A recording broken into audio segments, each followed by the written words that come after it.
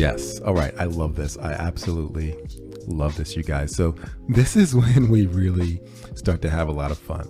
So before we get started with our lab, stand up. And we've already basically marshaled all the pieces and have assembled everything we need to construct the perfect lab to learn how web application hacking works. But I want you to check out HackerOne. So this is a bug bounty program, meaning there's various organizations and companies that will present bug bounties. They have a set of rules, what the scope is, the rules of engagement, and then anyone on the internet can hack these machines. And if they are the first to find those vulnerabilities and they produce a report with mitigations, they can get paid. So these are bug bounties. I love them, right? So what we can do is we can go to hackerone.com, go to hackers and click on Hacktivity. And when you look at this, you'll see, okay, so we've got DOM XSS. You might not even know what DOM XSS is. On document object models, cross-site scripting. It says on ads.tiktok.com, this person got paid $2,500 for that, right? Mass account takeover, right? No user interaction, $12,000 for that. There's all these different attacks, pretty much Log4Shell 0-day, right? All this stuff is here and there's payouts, there's bounties for it all. But if you click on one of these and you start reading it, it still might be confusing. Sometimes the summary is kind of hard to understand. Cross-site scripting vulnerability was found on TikTok ads via the settings parameter, right? Caused by the reflection of the user supply data without appropriate HTML escaping or output encoding. And there's nothing really disclosed here. Now, some of these reports have full disclosure, some don't. But what if you want to get in on that, right? You really want to learn, you want to craft your skill. You want to get to the point where you can submit bugs and get paid. Hey, that's part of what this lab will let you do. Okay, guys, so it starts with our web server. So what we're going to do is we're going to stand up our web server. We're going to stand up the IIS web server role. So we're going to add the node, which is Windows Server. We will call it web.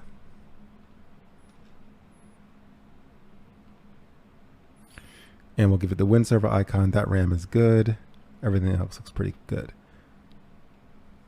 We will start by connecting it to the internet and then starting it up.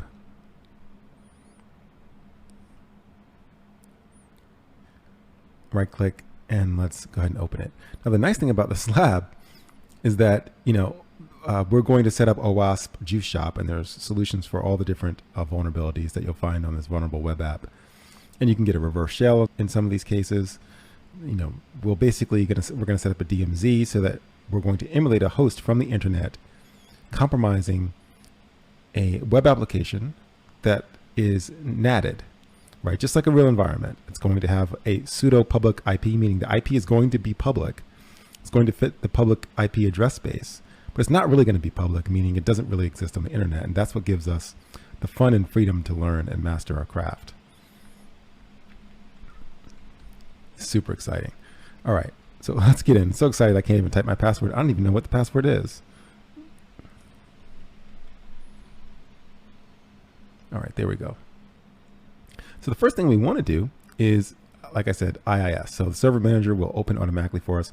We should also confirm that our host name is accurate. Close this out. Click on local server. And no, the host name is not accurate. So let's go ahead and click the host name, the computer name here, and change it to web. And then we will reboot. So I'll click change, name that to web. All right, and we'll just reboot the box.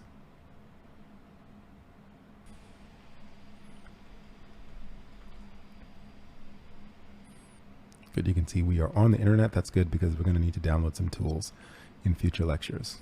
But in this one, we're just going to install the IIS web server role.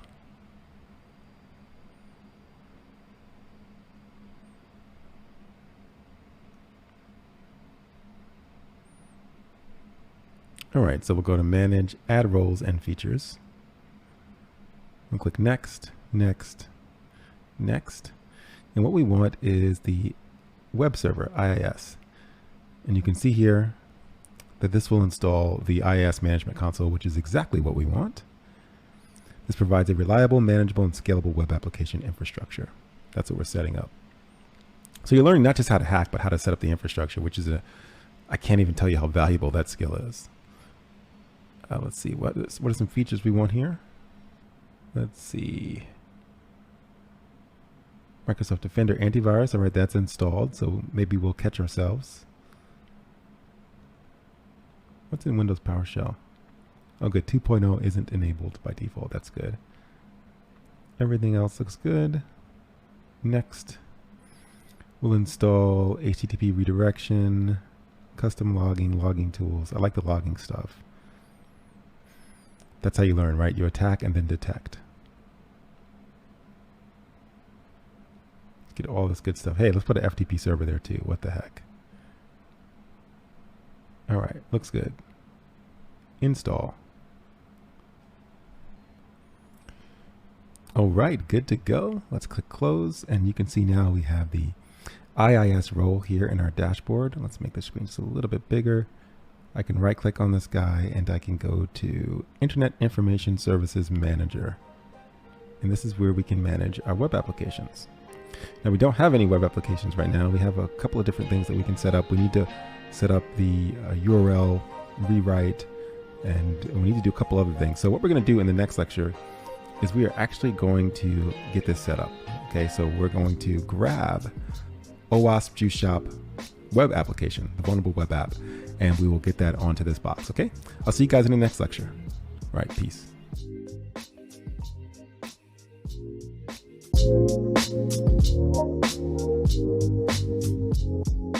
Yes. All right. I love this. I absolutely love this, you guys. So this is when we really start to have a lot of fun. So before we get started with our lab, stand up, and we've already basically marshaled all the pieces and have assembled everything we need to construct the perfect lab to learn how web application hacking works. But I want you to check out HackerOne. So this is a bug bounty program, meaning there's various organizations and companies that will present bug bounties. They have a set of rules, what the scope is, the rules of engagement, and then anyone on the internet can hack these machines. And if they are the first to find those vulnerabilities and they produce a report with mitigations, they can get paid. So these are bug bounties. I love them. Right. So what we can do is we can go to hackerone.com, go to hackers, and click on Hacktivity. And when you look at this, you'll see, okay, so we've got DOM XSS. You might not even know what DOM XSS is. On document object models, cross-site scripting. It says on ads.tiktok.com, this person got paid $2,500 for that, right? Mass account takeover, right? No user interaction, $12,000 for that. There's all these different attacks, pretty much. Log4Shell 0 day, right? All this stuff is here, and there's payouts, there's bounties for it all. But if you click on one of these and you start reading it, it still might be confusing. Sometimes the summary is kind of hard to understand.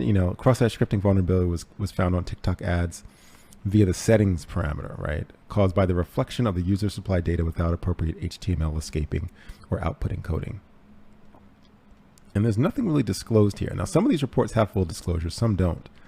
But what if you want to get in on that, right? You really want to learn. You want to craft your skill. You want to get to the point where you can submit bugs and get paid. Hey, that's part of what this lab will let you do. Okay, guys, so it starts with our web server. So what we're going to do is we're going to stand up our web server. We're going to stand up the IIS web server role. So we're going to add the node, which is Windows Server. We will call it web.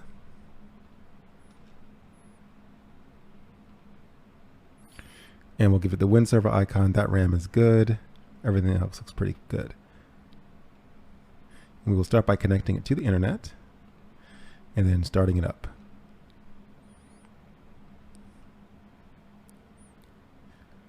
Right click and let's go ahead and open it. Now the nice thing about this lab is that, we're going to set up OWASP Juice Shop, and there's solutions for all the different vulnerabilities that you'll find on this vulnerable web app. And you can get a reverse shell in some of these cases. We're going to set up a DMZ so that we're going to emulate a host from the internet, compromising a web application that is NATed, right? Just like a real environment. It's going to have a pseudo public IP, meaning the IP is going to be public. It's going to fit the public IP address space, but it's not really going to be public, meaning it doesn't really exist on the internet. And that's what gives us the fun and freedom to learn and master our craft. Super exciting. All right, so let's get in. So excited I can't even type my password. I don't even know what the password is. All right, there we go. So the first thing we want to do is, like I said, IIS. So the server manager will open automatically for us.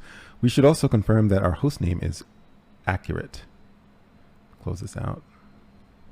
Click on local server. And no, the host name is not accurate. So let's go ahead and click the host name, the computer name here, and change it to web. And then we will reboot. So I'll click change, name that to web. All right, and we'll just reboot the box.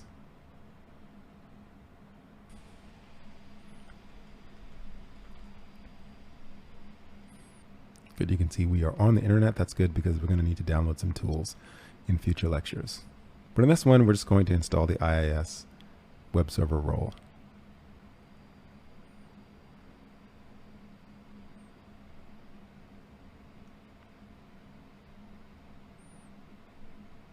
All right, so we'll go to Manage, Add Roles and Features.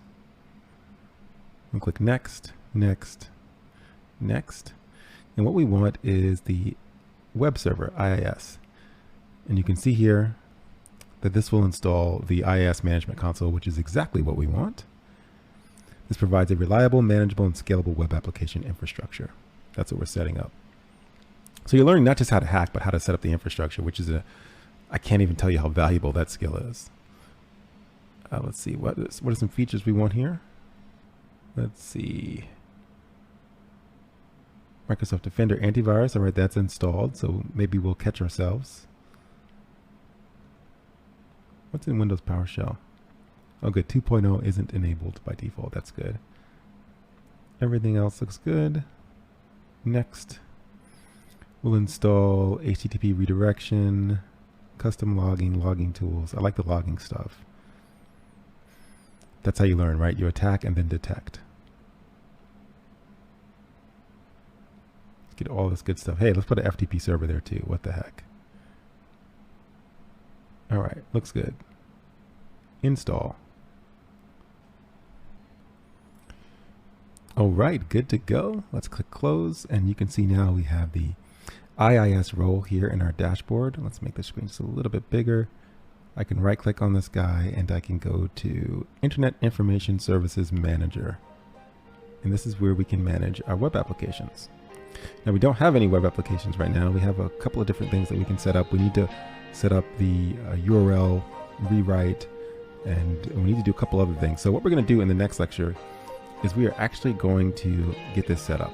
Okay, so we're going to grab OWASP Juice Shop web application, the vulnerable web app, and we will get that onto this box. Okay, I'll see you guys in the next lecture. All right, peace.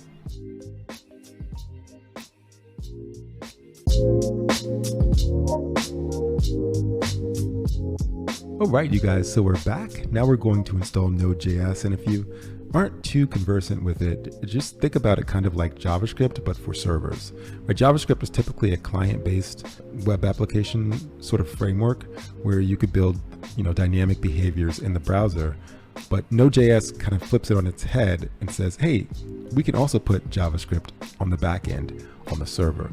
And so that's actually what we're going to do here. So we're going to download it. We just click on downloads, nodejs.org. I'll include all the links that you need. And we're just going to grab the Windows binary, the MSI for 64-bit. Wow, it looks like I downloaded it twice. Let's cancel that one. Grab this guy. Okay, so we'll click next. Accept the license agreement, and we'll just keep all the defaults.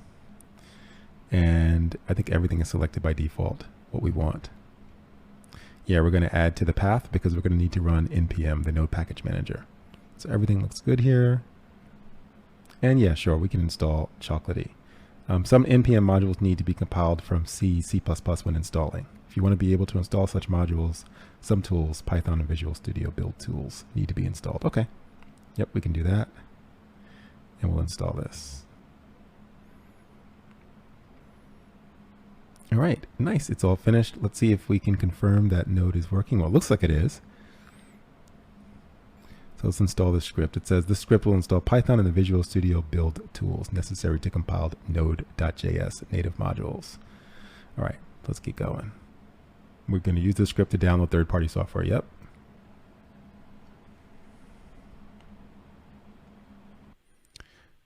All right, that finished. It took about 5 minutes. It felt a little longer, and I actually thought that the the computer froze, but it didn't freeze. Now we need to make sure that Node is installed, so we can open up a command prompt. And I can type Node with the version flag, and you can see I have 16.16.0, which is good. So we can go into the inet pub directory, www.root, we go into the juice directory, and we can type npm install. We just typed that the first time. So if you go back to the documentation, you'll see, just go down to the bottom here. We go to the juice shop folder, and then we type npm install. Only has to be done before first start or when you change the source code.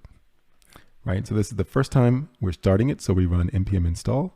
Then we just run npm start, and then we can browse to localhost on port 3000. That's the format, guys. So this process takes a good bit of time. So be patient, just let the process complete. If it looks like things are stuck, it probably isn't, just wait, or you can click into the window and press space. All right, so I'll see you guys once this finishes. All right, so we've got everything finished. It took about 10 minutes before we could get to this point. And now we can go ahead and run npm start. Will it listen on port 3000?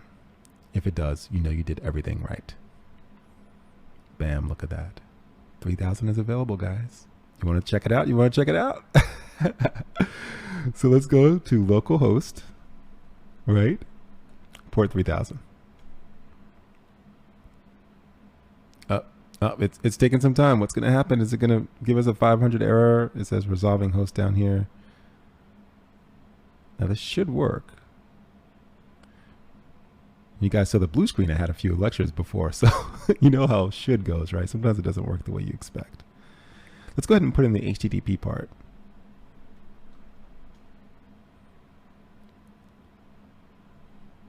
Freaking A. Let's close this browser. Didn't give us an error message, but it's taking kind of a while.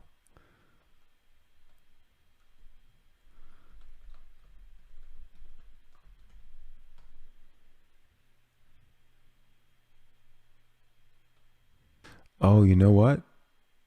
I think I know the problem. This is because we didn't configure the site. So what we need to do, yeah, I think that's the reason. So if we go into the IIS manager here, we can right click, we can say add a website, and we can just call it juice, right? And the physical path to the site is in our directory. inet pub www juice. Okay, so let's click OK on that.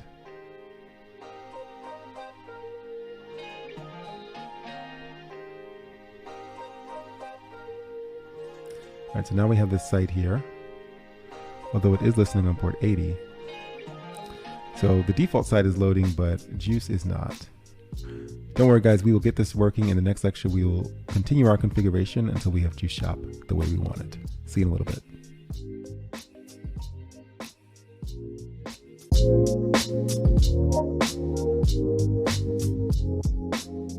All right, so we're back, and as you can see, OWASP Juice Shop is loaded in the background. How did you get it to work, Vonnie? Well, all I did was I was actually about to reboot the system, so I clicked into this window and I pressed Control-C, and then this line was augmented with this line, server listening on port 3000. So basically, it's sort of like I kickstarted this process when I clicked into the window and pressed Control-C. So my act of trying to kill the process actually started it, and then the server started listening. So just make sure that you have this last line here where it says the server is listening on port 3000. Now that we have that set up, we need to install IIS node and URL read write. Let me show you what I'm talking about here.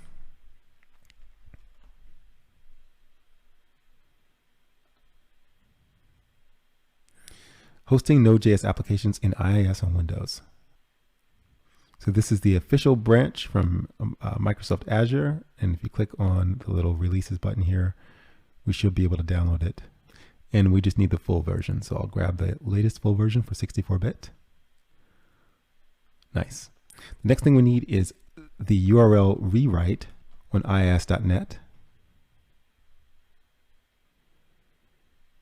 Let's see, this doesn't look like the latest version of the plugin. That's actually the documentation, that's not I know it's on iis.net, so let's do this. Let's say site iis.net URL rewrite to.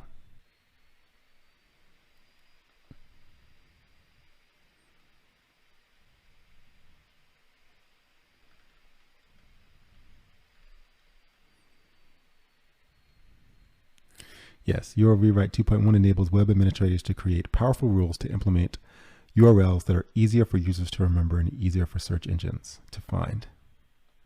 And this is what we're going to do. We're basically going to rewrite, so we don't have to go to localhost 3000, but we can just go to the IP address of our system, and then it'll rewrite the ports from 3000 to 80. You'll see what I mean in a second, right? So I'm going to say install this extension. Now let's open these files and install them. So first we'll install the IIS node application, accept the license agreement, click install, keep the defaults, you're good to go, just like that. Then we'll install URL rewrite. And we can actually close down all these windows now while this runs. All right, yes, we want to install URL rewrite 2.1. And let's see if there's any prerequisites. I accept. Let's get it. All right, we're good to go. Exit. So now when we go back to our modules, let's see here. Yes, this request filtering module, I believe this came from URL rewrite.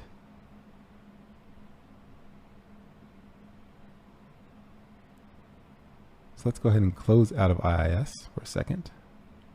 Let's refresh it.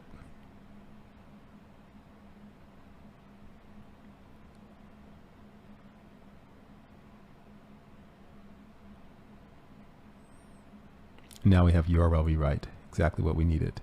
So we can say add rule, and we can create a reverse proxy. This is the template to create a rule that will forward incoming HTTP requests to a back-end web server. And our back-end web server will be our Node.js application. All right, so the thing we need to download, of course, is this module here. So this is the application request routing module. And it's really straightforward. We can just go to the home page to grab it. Oh yeah, I forgot. It gets blocked every time. I don't know why that happens actually, but we can just get it from iis.net.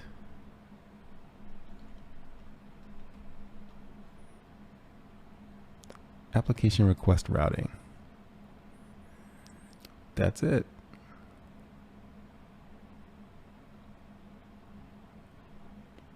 I'm going to click install. I accept. Let's do this, baby. All right, successfully installed. Exit. Refresh, and let's get back into the IIS manager. And now we should be able to add the reverse proxy rule for our site. All right, URL rewrite, add a rule, reverse proxy, okay. Are you sure you want to enable proxy functionality? Yes, we are. So this is where we grab that address, that local address. We can just grab it from the browser, or we can just type it in manually. HTTP localhost 3000, this guy right here.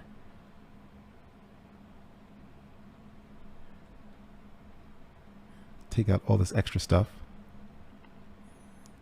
Then click OK.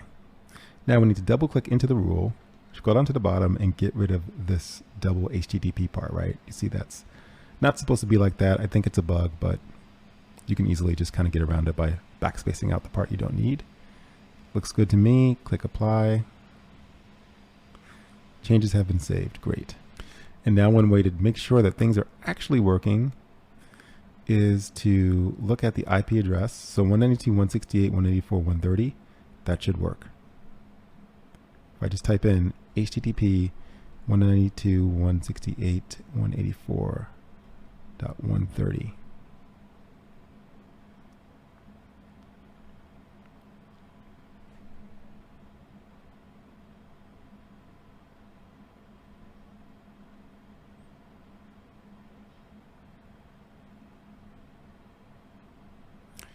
So I'm going to stop this default website.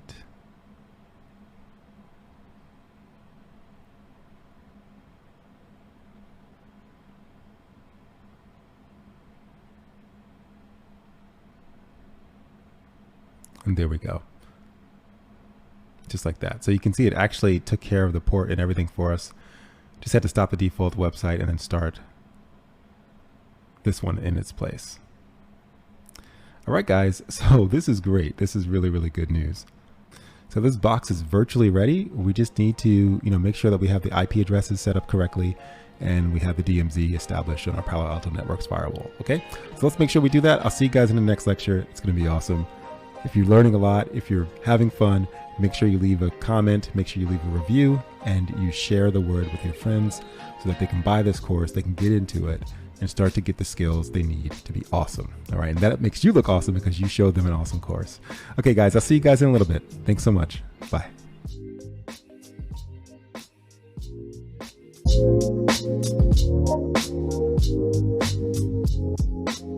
All right, you guys, so now it's time to connect the pieces and put everything together and finally build a functional lab, right? We've got all the pieces kind of assembled in isolation, and now we're going to make them dance. Are you ready? Okay, so what we'll do is we'll start with the more actions, and we just want to stop all nodes, right? If you have any nodes that are running right now, just stop them and delete them. We're going to start from scratch. Don't worry, we're not rebuilding anything from scratch because we've already installed the operating systems, but we are going to delete these and set this up the way it's supposed to be. Blank slate. And actually, let's go dark mode for this. All right, good. Okay, you guys ready? All right, so let's start with our Palo Alto Networks firewall. So node, we're gonna select Palo Alto. We're gonna call it firewall 1. Keep that right there. The icon looks good. RAM 4 gigs, that's great. We've got that here. Okay, awesome. Now, we need a way to manage it. We're gonna create a new network. We're going to call it management. This is our out of band management for our firewall. So we'll use a cloud, and this will not be bridge. In fact, it will be cloud 0. Bridge refers to an unmanaged switch. It's kind of like a Linksys switch or something you get from Best Buy, right? A D-Link. You can't really manage the device. You just plug something in, it connects it to something else. We need it to be managed because we need it to be connected to our real home network, which in my case is the 192.168.184 subnet, right? That way we can log into the firewall and manage it. Okay, looking good. All right, so next thing we need is a way to connect this. So we're just going to connect this guy here, connect it to the management link, and that looks good. All right, now let's go ahead and add our server. So I'm going to say node, it's a Windows server. It's going to be web is the name of this web server. It's Windows Server 2022 server. That looks fine. Actually, let's go to the Windows icon. I like that one. And we can get away with 4 gigs of RAM. Let's see. Everything else looks pretty good. Click save. Then we will connect this to our firewall. And the interface we'll use is 1/2. This is going to be our DMZ interface. Okay, we'll set that up in the firewall. Now what we're going to do is we're going to bring in the internet. So bring in a new network. This will resemble or emulate the internet. Again, it's going to be on cloud 0. You're going to see how we're going to do this. It's going to look pretty cool. Let's grab the globe. And we've got the internet here. Then we will set up a private cloud network. So this is going to emulate our WAN. And we'll call it the 23.1.2.0 network. Let's go to a cloud. It's going to be a private cloud. This is also why you need EVE-NG Pro, because you can't create private clouds in the free version of EVE-NG. Okay, so we've got this here. Let's go ahead and add our edge router. So add a new node. This is going to be Cisco IOSV router. We'll call it R1. I like that icon. Everything else looks good. For Ethernet is fine.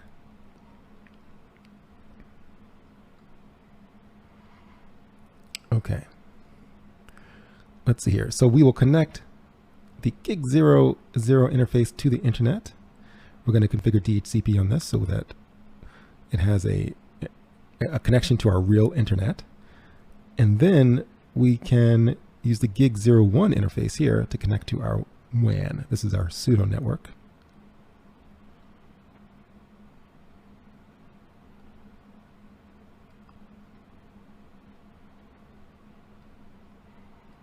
Okay, and then what we can do is we can connect our cloud to our firewall.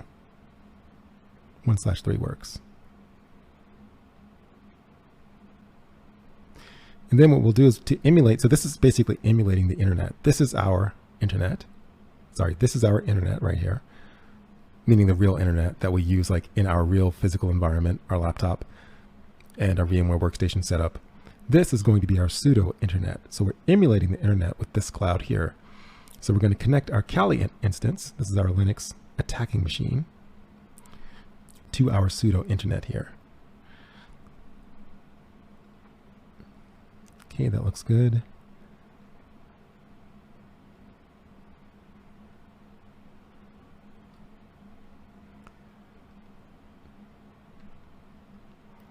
All right, so the idea is we are emulating a user on the outside on the internet, connecting into the firewall, into the web.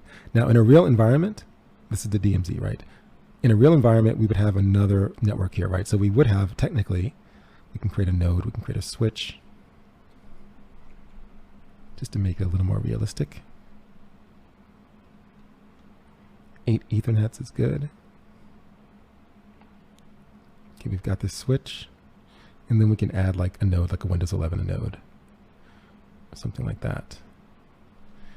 PC1, and this will have 2 CPUs and 8 gigs of RAM per the requirements for Windows 11. And we'll just connect this guy to the switch. Let's go gig 11, and then we'll connect gig 10 out to the firewall. So this is our inside network, this is our DMZ, and this is the internet, the outside. And each of these interfaces are going to be put in a different zone. Okay, so let's go ahead and start that. What we'll do is we'll just start starting things up. Let's go ahead and start up the firewall since that takes a while to boot. And let's start up our computers here. Start selected, start up the router, and start up the web server.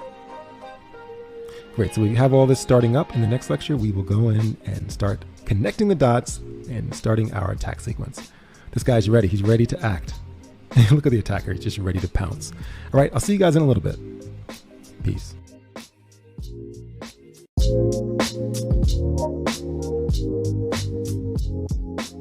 All right, guys, so let's continue with our setup here. I'm gonna switch it back to light mode. This looks better in my opinion. And let's jump into the firewall.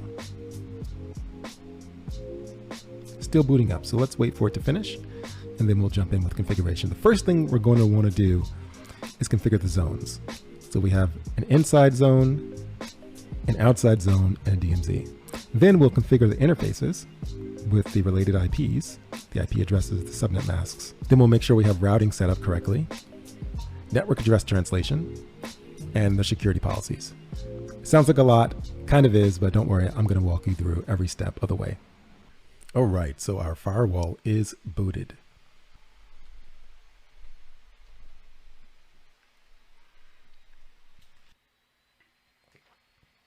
All right, so we're logged in, and let's create our zone. So you can see we have a couple different options along the top. If you go to network, you'll see we have this thing called zones. Okay, so we're going to start here because really zones are the basic building block of the Palo Alto Networks firewall. If we click add, so we want a couple zones. We need internal zone, and the interface type will be layer 3, meaning it will have an IP address. Click OK. And I'll actually name this inside. I think I like that better. Then I'll create another zone, call it outside. Make sure it is layer 3 as well. And then we'll create the DMZ zone.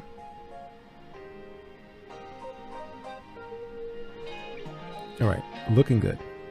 Let's go ahead and commit that. And that's it. That's all I want to do for this lecture. In the next one, we will build. Okay, we're taking little steps. We will build by then assigning the IP addresses to the interfaces. Okay, so I will see you in the next lecture when we do that step. See you in a little bit. Peace.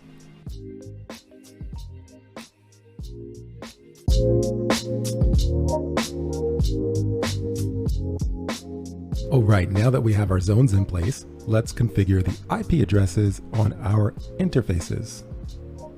So we've got a few here, 1, 2, and 3. Back to our topology, we have 1, 2, and 3. So 1/1 will be our 10.1.0.0 network. Specifically, we'll make this 10.1.0.11. So we'll go to 1.1. We'll make sure it's layer 3. Virtual router will be the default. We'll get into the details of that a little bit later. And this is going to be the inside interface because it's the inside of our network. To the left of the firewall is the internal LAN. And then right here, we'll set the IP. 10.1.0.11/24. We can actually create a new address. So I can say LAN 10.1.0.11/24 LAN gateway. That looks good. And we'll also enable a management profile on this interface so we can ping it when we're troubleshooting. So I'll enable ping and I'll just call it ping. All right, looks good. LAN gateway, yeah. All right, so let's go to 1/2. This will be our DMZ, and we'll put that in the 172.16.1.0/24 network. So this has to be a layer 3 device as well. Virtual router, we'll use the same one, security zone DMZ. And of course, for the address, we'll create a new marker here and we'll say DMZ gateway. 172.16.1.11/24. And we can also install the management profile that we created earlier, ping. And last but not least, 1/3 will be our outside interface facing our pseudo internet. So what we'll do is we'll say, okay, this is a layer 3 device. For the interface type, the virtual router will be default. Security zone is outside. IPv4, let's add a new address. We'll call it WAN gateway. And this will be 23.1.2.11/24. And again, we'll make it so we can ping it. This will definitely help with troubleshooting. So we've got all of our interfaces set. All we need to do is commit, and then they should turn green. Yes, they're all green. Now what we can do just as a quick test is fire up a machine and make sure we can ping one of these gateways. So let's go ahead and turn on these two right here, PC1 and the switch.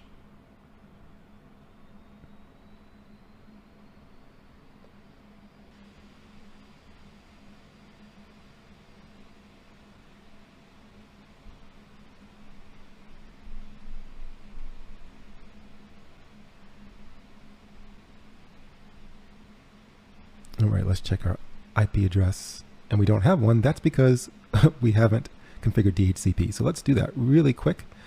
On the Palo, we can go to DHCP. And under DHCP server, we can say add. And we'll set the interface to our LAN facing interface. 1/1, right? This is the side facing the LAN. So this is the interface that will hand out the IPs.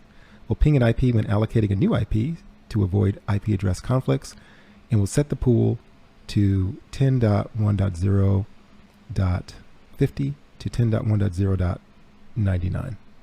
All right, for options, we will hand out the gateway 10.1.0.11 with a 24-bit mask, and we'll use these DNS configurations. All right, that looks good. If I click view allocations, you can see nothing's there because we haven't handed out any IP addresses yet. But once we commit it, we should begin to see that after we either reboot the Windows 11 machine or we renew the address. All right, successful commit. Very good. Okay, so let's view allocation. Still nothing, but if we go back to our Windows box and we do ipconfig again, hopefully it gets the new address. It didn't. ipconfig/release, ipconfig/renew. Let's see if bouncing the adapter. Yes, it did. Great. And we have the default gateway. So now we should be able to ping it. 0.11. Yes. Awesome. So we've just confirmed that our Palo has our interfaces correctly configured. Let's go ahead and view the allocations again. And now you can see we've got our host here. Very nice. And we should probably change the host name of that host. But anyway, what we'll do in the next lecture is continue with our setup. And we will start with Destination NAT. I'll see you guys in a little bit. Peace.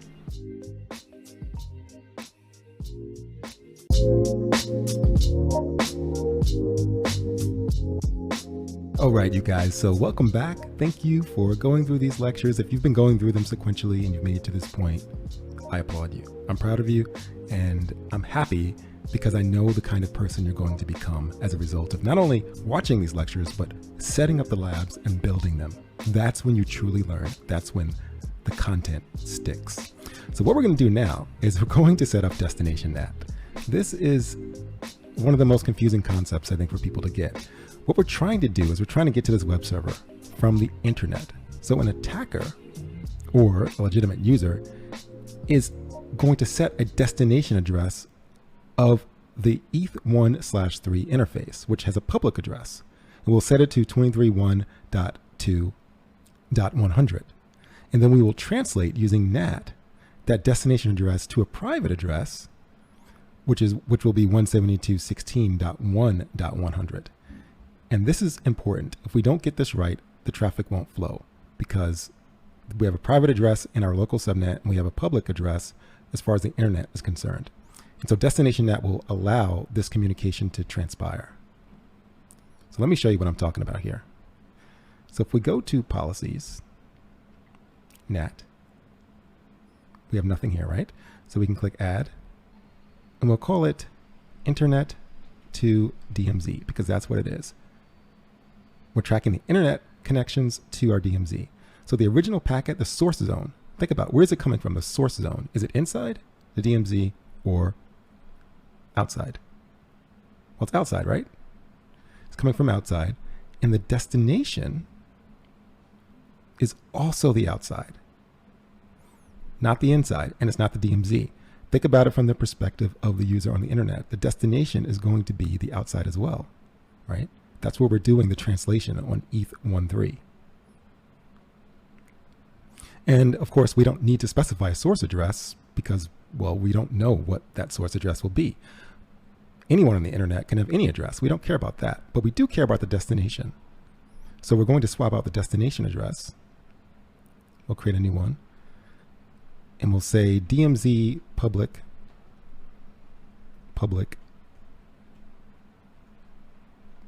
IP. And we'll set it to 23.1.2.100. DMZ public IP. And the translated packet, not the source, but the destination, the initial flow is coming from the outside. So the destination is what we're going to translate. So we're going to translate a static IP to the translated address of the internal LAN address. So DMZ private IP. That will be 172.16.1.100/24. Okay, that looks good. Let's go ahead and commit. So I want you to understand what we're doing here. Internet to DMZ. When traffic, original packet, right? When traffic, the source zone is the outside, going to the outside. Okay, let that sit with you. It's from the outside going to the outside. And then what we want to do, and the destination address is the public IP of our web server. Then we want to translate. What do we want to do? We want to translate the destination to the address of the private IP. Make sense? Hopefully, please. If it doesn't, it's okay. As you go through this, it'll start to click. All right, it's complete. And we've got that set up, guys. You can even see a hit count when we start to get hits, and this is a good way to troubleshoot it when you want to look at the rule usage. All right, so in the next lecture, we are going to set up the next piece of our infrastructure, and that is the security policy. So NAT tells us what gets translated, and security policy tells us when to do that translation, because if we don't create one by default, all traffic will be blocked between zones.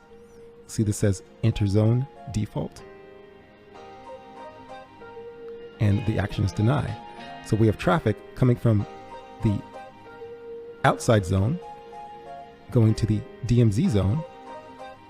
That's interzone, right? Crossing zones. That traffic is going to hit this last rule and it will be blocked. So we need to set a security policy here to allow that traffic to flow. And that's what we'll do in the next lecture. I'll see you guys in a little bit. Peace.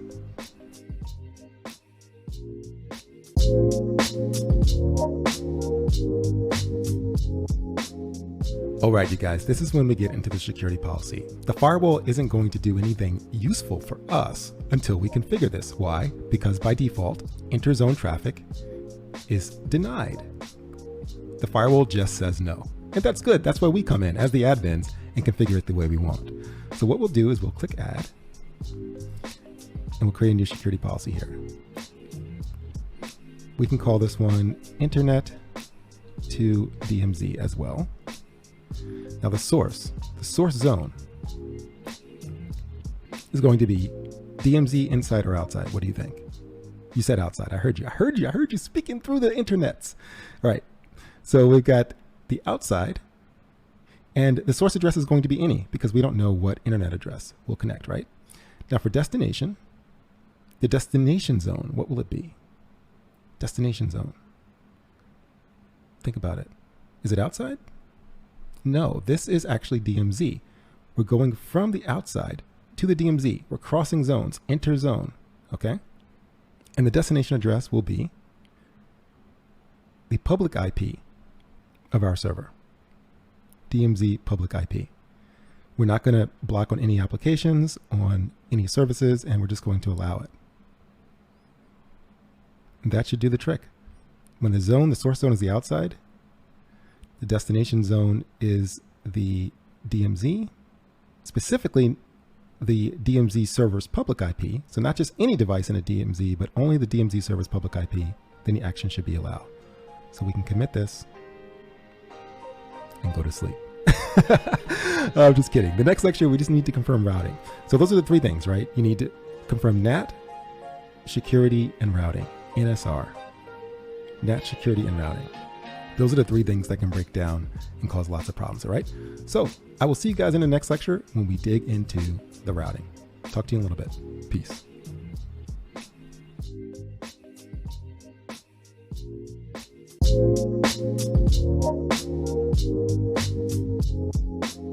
All right, you guys, so we are making a lot of progress. Now we need to look at routing, right? So earlier, you might remember we talked about this virtual router, and we didn't really get into the details of this. So the Palo Alto Networks has this concept of a virtual router, and you can have different routing protocols running for different tenants. Like if you're a data center and you have maybe one organization running EIGRP, you can have another one running OSPF and RIP. Unfortunately, if you're that organization, I feel bad for you. RIP doesn't just stand for rest in peace. It stands for the Routing Information Protocol, and it is dead. No one should be using it. But anyway, I digress. Let me show you how we can confirm that our routing is set up correctly. We could go to more runtime stats, and you can see we actually have some networks here. These are all the directly connected networks. The 10.100/24. C means connected, see? C:(connect). We have the 23.120 network, and we also have these 172.16.10 network. So the routing component of the firewall knows about all these networks because they're directly connected, which is fine. But we're not running any routing protocols or anything like that. What we're going to do is we're going to want to turn on, well, we're going to want to, I think we should put in a default route for the internet. That way we can get out to the internet as well. So I'm going to go to default, and I'm going to go to static routes, add, and we'll call it internet. And the way we say this default route, we're saying 0.0.0.0/0. Any destination address that is not in the routing table, that's what this means. What we want to do is we want to send it out to 23.120 1.2.1. And that will be the IP address of the gig01 interface of our router. Okay.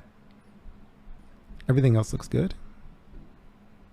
Then we're also going to want to turn on OSPF so we can advertise routes. We'll give ourselves a routing ID of 11.11.11.11. This is just the name of our router when it's being advertised in OSPF. OSPF opens shortest path first. It's a routing protocol. It uses link state advertisements. Basically, it advertises the entire database of routes in routing updates. So every node in the area is what it's called, will be aware of every other routing device or node in that area. So it's very robust, it works well, and that's what we'll use. We'll also uncheck reject default route so we can get default routes advertised from our router. So let's go ahead and add an area. That's how we say area 0. This would be area 1, this would be area 2, but we'll use area 0 as the default area ID. And we're going to put in the interface for our gig 1/3, because that's really, we only want to advertise routes coming out of this interface.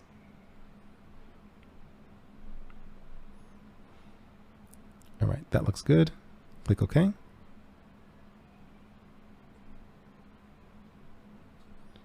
While that works, let's jump into this router.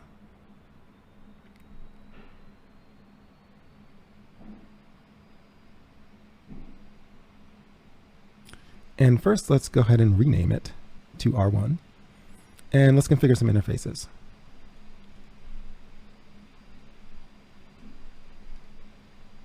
And let's configure a loopback interface so that we can confirm that OSPF is working. So 32 bits, that's a /32. We'll say, oh, I forgot the IP address part. IP address, no shut. And then we will do a do show IP interface brief. Good, now we've got that loopback adapter. Very good. And now we can configure OSPF. Router OSPF process ID 1. And we'll say the router ID, the name of this router will be 1.1.1.1 as far as OSPF is concerned. And then we can say that the networks we want to advertise, first we want to advertise this single address. We'll use the 0.0.0.0 wildcard mask for area 0. That's the area we're configuring. And then for the 23 network, we will advertise that network as well for area 0. That looks good. And we'll say default information originate. So we can also advertise our default route into OSPF. Okay, if that looks good, do show IP interface brief. Let's see, let's confirm we can still ping the internet. We can. Can we ping it sourced from our public IP? We can. Okay, and do show IP NAT translations. Good, we have a translation there. Okay, so this is all looking pretty good. Let's go ahead and save this. Show IP interface. Show IP OSPF neighbor.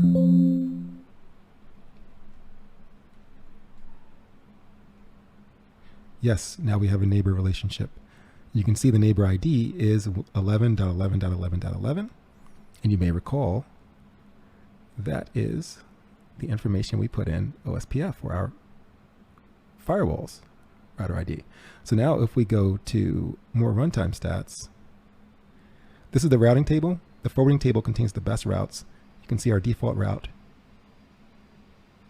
And you can also hopefully see, yes, our area ID, and yes, we have the neighbor relationship. So this is called an adjacency. So we are, our neighbor router ID is 1.1.1.1, and that is our R1 device. So we have OSPF running now. Routes are being exchanged, and we should be good to go here. Really, really good stuff. And you can even see OSPF is being advertised. See the O for OSPF? OSPF I. that is intra-area. These are routes inside of area 0. And that's the route that's advertised because we have the default information originate set. So it's being advertised into our firewall from R1. Okay, guys, this is great. We are making a lot of progress. And in the next lecture, we will continue to move forward. I'll see you guys in a little bit. Peace.